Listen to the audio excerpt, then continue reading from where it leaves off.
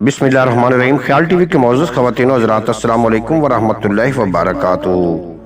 میں ہوں آپ کا دوست محمد علی خضر، اور آج کی اس ویڈیو میں ہم بات کریں گے خواب میں قالین دیکھنا، اس کی تعبیر کیا ہے۔ حضرت ابن سیرین رحمۃ اللہ علیہ نے فرمایا ہے کہ خواب میں بچھا ہوا قالین دیکھنا دراز عمر اور کام کے پورا ہونے پر دلیل ہے، اور جس قدر قالین دراز ہوگا بہتر ہوگا۔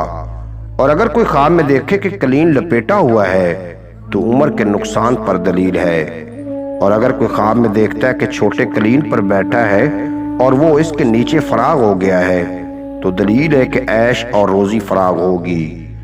اور اگر کوئی خواب میں قالین اپنے ہاتھ سے لپیٹ کر گھر کے گوشے میں رکھ دے تو دلیل ہے کہ اپنی عزت اور دولت کو تباہ کرے گا۔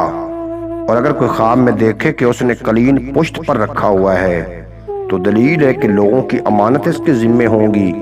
اور اگر کوئی خواب میں دیکھتا ہے کہ قالین لپیٹ کر کسی کو دیا ہے تو دلیل ہے کہ اس کی عمر ختم ہوگی۔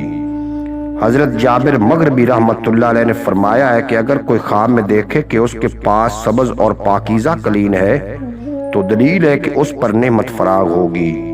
اور اگر کوئی خواب میں دیکھتا ہے کہ پرانا اور پھٹا ہوا قالین ہے تو دلیل ہے کہ اس پر عیش کی تنگی ہوگی۔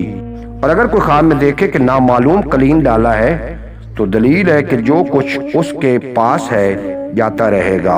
اور اگر کوئی خواب میں دیکھے کہ اس کو نیا قالین ملا ہے اور اس نے گھر میں بچھایا ہے تو دلیل ہے کہ دولت اور اقبال پائے گا اور اس کی عمر دراز ہوگی۔